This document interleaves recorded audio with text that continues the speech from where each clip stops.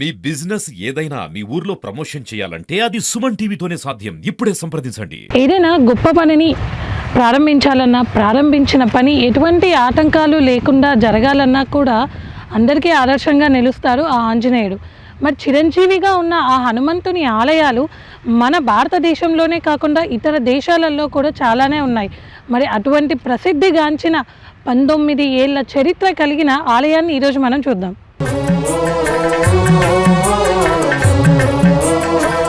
నమస్తే, welcome to Suman TV Kothagudem. హనుమంతుల వారి పేరు చెప్పగానే మనకు గుర్తొచ్చేది అసమానమైన శక్తి, అమితమైన బలం, ఆధ్యాత్మిక మార్గం. మరి ఆ హనుమంతుడు ఎక్కడ చూసినా, ఏ ఆలయాలలో చూసినా కూడా ఒక్కరే అభయహస్తంతో లేదా సీతారామచంద్ర స్వామి పాదాల చెంతను ఉంటారు. కానీ భద్రాద్రి కొత్తగూడెం జిల్లాలో ఉన్న ఒక దేవాలయంలో మాత్రం సతీ సమేతంగా ఉంటారు. సువర్చల సమేత శ్రీ అభయ ఆంజనేయ స్వామి. కానీ మన తెలంగాణ రాష్ట్రంలో ఒక దగ్గర మాత్రం స్వామివారు సతీ సమేతంగా ఉంటారు. అది ఎక్కడో కాదండి, భద్రాద్రి కొత్తగూడెం జిల్లా నుంచి 35 కిలోమీటర్లు వచ్చాక ఇల్లందు పట్టణంలో ఉన్న శ్రీ శ్రీ సువర్చల సమేత అభయ ఆంజనేయ స్వామివారి దేవస్థానం. సో ప్రస్తుతం నేను ఆ ఆలయం దగ్గర ఉన్నాను. మరి ఆలయ విశేషాలు ఏంటి, స్వామివారు ఇక్కడ సతీ సమేతంగా ఉన్నారు కదా, ఒకసారి స్వామివారిని దర్శించుకొని ఈ ఆలయం గురించి మరిన్ని విషయాలను మనం తెలుసుకుందాం.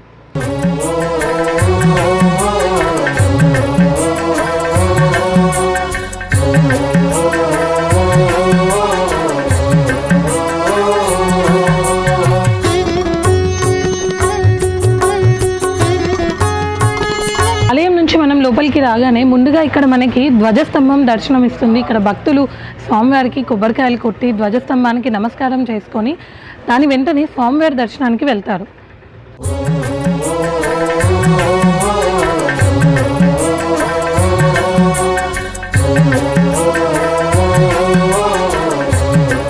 ప్రస్తుతం నాతో పాటు ఆలయ పూజారి శ్రీనివాస్ గారు ఉన్నారు. వారిని అడిగి ఈ ఆలయం గురించి మరిన్ని విషయాలను మనం తెలుసుకుందాం. నమస్కారం. అంటే ఎక్కడ చూసినా కూడా హనుమంతుల వారి దేవాలయం అనగానే మనకి హనుమంతుల వారి దర్శనం ఇస్తూ ఉంటారు. కానీ ఇక్కడ అమ్మవారి సమేతంగా స్వామివారి దర్శనం ఇస్తున్నారు. మరి ఈ విశేషం ఏంటండి? వారి పేరు సువత్సలాదేవి. ఆమె సూర్యపుత్రిక, సూర్యభగవాన్ యొక్క పుత్రిక కాబట్టి సు అంటే మంచి, వచ్చేలాంటి తేజస్సు అంటే సూర్యభగవాన్ యొక్క తేజస్సు అనేది అమ్మవారికి వచ్చిందనమాట. అందువలన ఆ స్వామిని ఉద్భవించింది కాబట్టి పుట్టింది కాబట్టి సువత్సలాదేవి పేరు వచ్చిందనమాట. ఇక్కడ స్వామివారు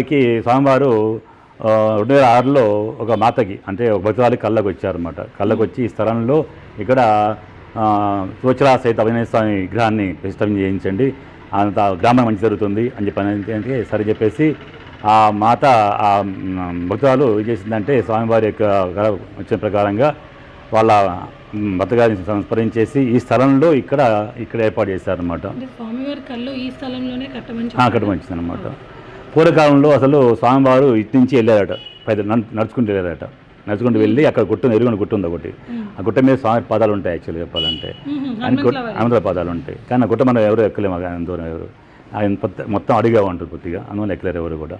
కాబట్టి అట్లా స్వామివారు ఆ రోజున కళ్ళు వచ్చారు కాబట్టి ఆ స్థలంలో ఇక్కడ స్థలంలో స్థాపించమని చెప్పినారు. కాబట్టి ప్రత్యేకంగా వారు సొంత ఖర్చుతో స్వయం ఖర్చుతో ఆ స్వామివారి విగ్రహాన్ని తీసుకొచ్చేసి 2006లో ప్రతిష్ఠాపన చేస్తారు. ఇక్కడ ప్రతిష్ఠాపన చేసిన తర్వాత అసలు స్వామి స్టోరీ ఏంటంటే పూర్తిగా స్వామివారి గురువుగారు సూర్యభగవానుడు, అన్ని విజయ నేర్చుకున్న స్వామివారు. ఆ విద్యలో భాగంగా వ్యాకరణము అంటే 9 రకాల వ్యాకరణాలు ఉంటాయి. దాంట్లో భాగంగానే మళ్ళీ 4 వ్యాకరణాలు బ్రహ్మచారి నేర్పుతారు, మిగిలిన 5 వ్యాకరణాలు వివాహం అయిన తర్వాత నేర్పుతారు అనమాట. కానీ స్వామివారికి పూర్తిగా నేర్చుకోవాలనుంది. ఆ కోరికని స్వామివారు సూర్యభగవాన్ అడుగుతాడు, స్వామి నేను పూర్తిగా నేర్చుకోవాలని ఏం చేయాలని ఆయన అంటే వివాహం చేసుకుని ఆయన వివాహం అయితేనే పూర్తి నేర్చుకోవడానికి అవకాశం ఉంటుందని చెప్పి సూర్యభగవాన్ సెలవిస్తారన్నమాట. దాని ప్రకారంగానే సరే మరి బ్రహ్మచారి స్వామి మరి నన్ను పెళ్ళి వేస్తానైనా అని చెప్పి అంటారు స్వామివారు. అంటే మా అమ్మాయి ఉన్నది, మా అమ్మాయి పేరు సువత్సలాదేవి, ఆమె నా వచ్చేసి పుట్టింది, ఆమె వచ్చేసి పుట్టింది కాబట్టి ఆమెకు సువత్సలాదేవి పేరు పెట్టాము. ఆ వచ్చేసి పుట్టింది కాబట్టి పేరు పెట్టాము. ఆ విధంగా ఆ అమ్మాయిని వివాహం చేసుకున్నట్లయితే నీకు అన్ని విధాలా తగినటువంటి ఇదిగా ఉంటుంది, అప్పుడు నువ్వు విజయం నేర్చుకోవచ్చు అని చెప్పి అంటారు అన్నమాట. సరే స్వామి మరి బ్రహ్మచారి మరి చూసేవాళ్ళంతా ఏమనుకుంటారు మరి అంటారు స్వామివారు. స్వామి ఇది వివాహం అయితేనే సంపూర్ణత లభిస్తుంది ఎవరికైనా సరే, ఇలాంటి వ్యక్తి అయినా సరే. బ్రహ్మచారిగా ఎవరికి సంపూర్ణత లభించదు, వివాహం అయిన తర్వాత సంపూర్ణ లభిస్తుంది. కాబట్టి వివాహం అయిన తర్వాత సంపూర్ణత లభిస్తుంది కాబట్టి వివాహం చేసుకుని ఆయన అంటాడు స్వామివారు. సరే ముగ్గురు దేవతల సమక్షంలో స్వామివారు కళ్యాణం జరుగుతుంది, సువత్సలాదేవి కళ్యాణం జరుగుతుంది. కళ్యాణం అయిన తర్వాత స్వామివారు విద్య నేర్చుకుంటాడు. అప్పటి నుంచి స్వామివారు నవవ్యాకరణ విద్యా పండితుడు తోడు, నవవ్యాకరణ పండితుడు స్వామివారు, నవవ్యాకరణ పండితుడు. అప్పటి నుంచి కళ్యాణం అయిన తర్వాత అమ్మవారు తపస్సుకి వెళ్ళిపోతారు, స్వామి తపస్సుకి వెళ్ళిపోతారు అన్నమాట. అవన్నీ విద్య కోసం చెప్పేసి వివాహం చేసుకున్నారు స్వామివారు. కానీ గృహస్థమచారి అంటే గృహస్థుడు అయ్యాడు కానీ బ్రహ్మచారిగా ఉన్నాడు, దాన్ని గృహస్థమచారి అంటాము ఎవరికైనా సరే. ఆ తర్వాత ఎప్పుడైతే నవవ్యాకరణ పండితుడు అయ్యాడో స్వామివారికి నవ అవతారం కూడా వచ్చేస్తుంది అనమాట. ఎలా అంటే స్వామివారి అవతారాలు 9 ఉంటాయి, మత్స్యాలు 8 ఉంటాయి యాక్చువల్గా చెప్పాలంటే.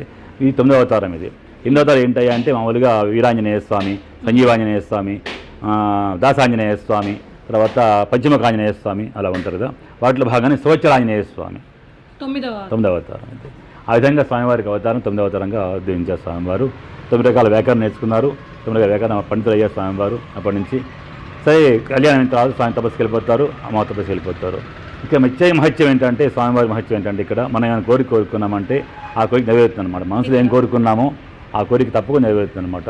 అయితే మనకి ఆంజనేయుని ఒక రకంగా ఒక్కరే ఉన్నప్పుడు దర్శనం చేసుకుంటే మనకి కార్యసిద్ధి అన్నీ జరుగుతాయి, ధైర్యం వస్తుందంటే. అవునవును. స్వామివారు సువర్చల దేవితో సమానంగా ఉన్నప్పుడు దర్శనం చేసుకుంటే విశేష ఫలితాలు ఏమైనా ఉంటాయా? తప్పకుండా ఉంటాయి. అవి ఏంటంటే ఎవరైనా ఇట్లా భర్త భార్య కోరిక మధ్యలో వివాహం అంటే గొడవ జరిగినప్పుడు కూడా వాళ్ళు కలిసి ఉండాలి అనే మనసులో కోరిక ఉంటుంది, కానీ కావలేకపోతారు వాళ్ళు. అలాంటి వాళ్ళు దగ్గరికి వచ్చేసి ఇక స్వామికి మొక్కుకొని ఆ మొక్కు తీసుకున్న తర్వాత ఆ కోరిక నెరవేరుతుంది, వాళ్ళు కలిసి ఉంటారనమాట.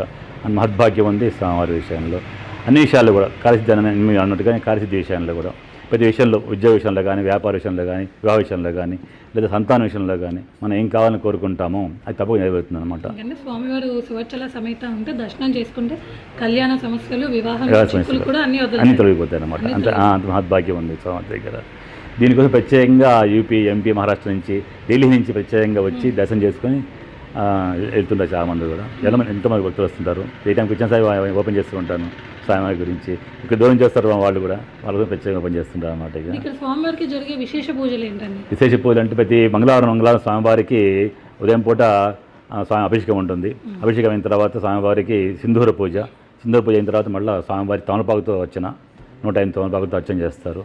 తర్వాత ఎవరు భక్తుల కొట్టి ఇంకేమన్నా స్వామివారికి ఇంకా అభిషేక అర్చనలు పూర్తి జరుగుతాయి అన్నమాట. ప్రతి మంగళవారం ఉంటుంది అభిషేకాలు, అర్చనలు ప్రతిరోజు ప్రతి మంగళవారం ఉంటాయి అన్నమాట. స్వామివారికి ఇక్కడ కళ్యాణం కూడా చేస్తారా?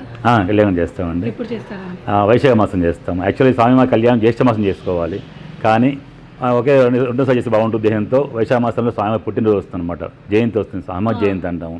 అమ్మ జయంతి రోజునే అది కళ్యాణం చేసేసి స్వామికి మాసంలో దశమి రోజు చేస్తుంది యాక్చువల్గా అయితే. కానీ ప్రత్యేకంగా చేస్తున్న వారు దేహంతో ఉత్తర ఇదిగా ఉంటుంది దేహంతో ప్రత్యేకంగా స్వామివారికి హనుమ జయంతి రోజునే అదే కళ్యాణం చేయించేసి అదే రోజున స్వామివారి అందరికీ వచ్చిన భక్తులందరికీ కూడా అన్నదానం చేస్తుంటాం అన్నమాట. స్వామివారి జయంతి ఉత్సవాలతో పాటు స్వామివారి కళ్యాణం కూడా అదే రోజు చేస్తుంటాం, వైశాఖమాసం చేస్తుంటాము. మే నెలలో వస్తుంది అన్నమాట. అది చేస్తాము. శ్రీయానం కూడా చేస్తుంటాము. ప్రత్యేకంగా 2 మాసాలు ఎక్కువ చేస్తుంటాం. ఇక్కడ ప్రత్యేకంగా జరిగి అన్నమాట.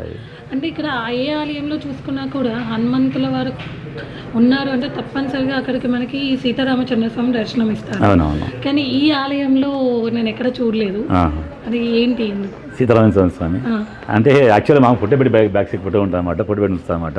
ప్రత్యేకంగా విగ్రహానికి ఉంటుంది స్వామివారు ఉంటారు. ఆయన లేకుండా మనం చేయలేం కదా. కనిపించలేదు, లేదు బ్యాక్ సైడ్ అట్లా ఉంటుంది అన్నమాట. స్వామివారి ముందు స్వామివారి యాక్చువల్గా అంటే విగ్రహం కాదు, ఫోటో పెట్టాం స్వామివారిది. రావణ స్వామి పెట్టి అప్టాభిషేక ఫోటో పెట్టడం ఉంటాం అన్నమాట. తర్వాత ముందు విభాగంలో స్వామివారి ఆంజనేయ స్వామి కాబట్టి ఎట్లాగో, సువచ్చల ఆంజనేయ స్వామి కాబట్టి ఎట్లాగో స్వామివారి ఎక్కువ పూజ పూజ ఉంటుంది అన్నమాట. ఎట్లాగో అట్లా ప్రత్యేకంగా నవగ్రహాలు ఉంటాయి ఇక్కడ వెనకాల. స్వామివారి యొక్క వెనక భాగంలో కూడా మనకు ప్రత్యేకంగా నవగ్రహాలు ఉన్నాయన్నమాట. ఈ నవగ్రహాల విశేషం ఏంటంటే సరిసమితంగా చేసినట్లయితే మనం ఎలాంటి దోషాలన్నా సరే, విదోషం కానీ లేదా సపోషం కానీ లేదా ఇంకెవరి సంతాన విషయంలో కానీ ఎలాంటి ఎవరికైనా సరే వివాహ విషయంలో కానీ ఎవరికైనా ఏదైనా కోరిక ఉంటైతే ఆ కోరిక నెరవేయడం కోసం చెప్పేసి సరిసమితంగా అక్కడ ఏర్పాటు చేస్తాం అన్నమాట. వివాహ విషయంలో, సంతాన విషయంలో ప్రత్యేకంగా సంతానం వివాహం అయిన తర్వాత సంతానం ధర్మం లేని పక్షంలో అక్కడ పూజ చేసినట్లయితే వాళ్ళకి సంతానభాగ్యం కలుగుతుంది అనమాట. అంతటి మహద్భాగ్యం ఉంది అక్కడ నవగ్రహాల్లో కూడా. సువచ్చల సమేత అభయ ఆంజనేయ స్వామి వారి విశేషాలను ఇంకా నాకు వివరించడానికి నాతో పాటు కొంతమంది భక్తులు ఉన్నారు. మరి వారిని అడిగి స్వామివారి మహిమల గురించి మరిన్ని విషయాలను తెలుసుకుందాం. సో మీ పేరు? నా పేరు రాము అండి. రాము గారు ఏం చేస్తూ ఉంటారు? నేను బైక్ మెకానిక్. ఎన్ని ఇయర్స్ నుంచి వస్తున్నారండి గుడికి? 5-6 ఇయర్స్ వస్తున్నాను. అంటే మీరు ఏమైనా కోరిక కోరుకున్నారా? నేను కోరుకుంటే ఏమీ లేదు, కాకపోతే ఆయన ఇప్పుడు నా ఇంట్లో ఉండాలని కోరుకుంటాను. మరి స్వామివారిని పూజించిన తర్వాత ఎలాంటి ఫలితం ఉంది మీకు? ఉంటుంది, ఫలితం అందరికీ ఉంటుంది. ఎందుకంటే ఆయన పవర్ఫుల్ కదా, ఆంజనేయ స్వామి అంటే పవర్ఫుల్. మీకు ఎలాంటి ఫలితం ఉంది? నేను అనుకునే జరుగుతున్నాయి, అంతకంటే కావాల్సిందే ఉంది. ప్రత్యేకించి అందరూ ఇష్టపడేది హనుమాన్. ఎల్కేజీ పిల్లల నుంచి మొదలు పెడితే పెద్దవాళ్ళు కూడా హనుమాన్ ఇష్టపడతారు. కొంతమంది దేవుళ్ళు తెరవలే కానీ హనుమాన్ అయితే అందరూ తెలుసు. అవును, that is Hanuman, powerful Hanuman. అందులో సువార్తల దేవి అంటే అసలు ఎక్కడ లేదు ఇట్లాంటి ఆలయము, కానీ ఇక్కడ ఉంది. ఇప్పుడు అయ్యవారు చెప్పారు కదా, ఎక్కడి నుంచి వస్తున్నారు ఇక్కడికి గుడికని. మరి మనకు ఇల్లందు గొప్పతనం ఏంటంటే సువార్తల దేవి, ఆంజనేయ స్వామితో సహా, సువార్తల దేవితో సహా ఆంజనేయ స్వామి ఉండటమే గొప్పతనం మన ఇల్లందు టౌన్కి. టోటల్లీ ఇక మన రాష్ట్రంలో ఉంది అనుకుంటున్నాను నేనైతే. తెలంగాణ రాష్ట్రంలో. అది అందరు ఇష్టపడేది, అందరు మొక్కేది, అందరు అభిమానించేది, అందరి ఆరాధ్య జయం హనుమాన్. శ్రీరామ బంటు హనుమాన్. ఏం పేరుమా? కోటేశ్వరమ్మ. అమ్మ ఎన్ని సంవత్సరాల నుంచి వస్తున్నారు ఈ ఆలయానికి? మందిరం కట్టడానికి వస్తాను. 2006 నుంచి.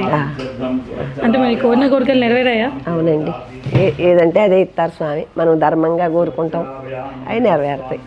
మాకు రాముల వారన్నా, ఆంజనేయ స్వామి అన్నా, వెంకటేశ్వర స్వామి అన్నా మా పూర్వీకుల కానించి ఆయన మాయల వెలుపు.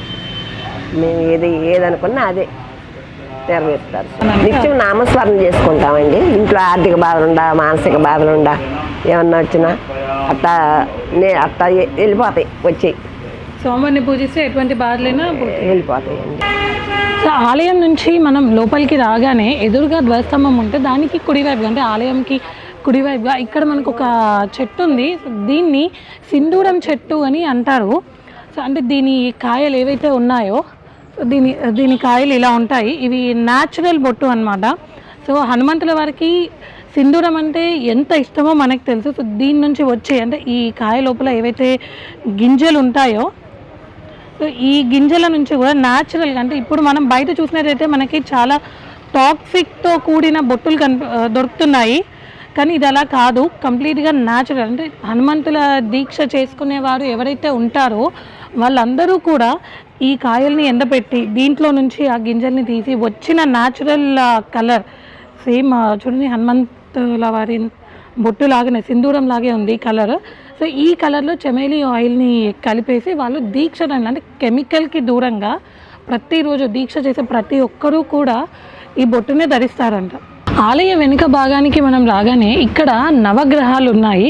సో ప్రతి ఆలయంలో మనకి నవగ్రహాలు ఖచ్చితంగా ఉంటాయి, కానీ ఇక్కడ మనం స్పెషల్గా చెప్పుకోవాల్సింది ఏంటి ప్రత్యేకంగా అంటే, స్వామివారు ఎలా అయితే అంటే దేవీ సమేతంగా, సువచ్చల సమేతంగా స్వామివారు కొలువుతీరి ఉన్నారో, ఇక్కడ నవగ్రహాలు కూడా సతీ సమేతంగా ఉండడం ఇక్కడ మనం విశేషంగా చెప్పుకోవచ్చు. ఇక్కడ చూసినట్టయితే మనకి ప్రతి ఒక్కటి రాహు, కేతువు ఇలా మనం చెప్పుకుంటూ ప్రతి ఒక్క నవగ్రహాలు కూడా సతీ సమేతంగా ఇక్కడ మనకి ఉన్నాయి. సతీ సమేత అంటే సువచ్చల సమేత శ్రీ అభయ ఆంజనేయ స్వామి వారి దర్శనం అయిపోయాక మనం పూజారి గారిని మరిన్ని వివరాలు తెలుసుకున్నాం కదా. సో బయటికి వచ్చి కూర్చుంటే చాలా ప్రశాంతమైన వాతావరణం ఉంది ఇక్కడ. ఆలయం చిన్నదే, కానీ అది ఇటు మహబాద్, వరంగల్ అండ్ జిఎం సింగరేణి లైన్కి వెళ్ళే మెయిన్ రోడ్ మీద ఉండడం వల్ల 24/7 వెహికల్స్ వెళ్ళినా కూడా చాలా ప్రశాంతంగా వాతావరణం ఇక్కడ ఉంది. సో అంతేకాదు, సో నైట్ షిఫ్ట్స్ కానీ ఏదైనా ఎమర్జెన్సీ పనుల మీద ఈ రోడ్ మీద వెళ్ళే వాళ్ళకు కూడా స్వామివారు ధైర్యాన్ని ఇస్తూ ముందుకు నడిపిస్తున్నట్టుగా ఈ ఆలయం ఇక్కడ ఉంది. శ్రీ సువర్చల సమేత అభయ ఆంజనేయ స్వామివారి కరుణా కటాక్షాలు మీ మీద కూడా ఉండాలని కోరుకుంటూ మీ సుమన్ టీవీ కొత్తగూడెం.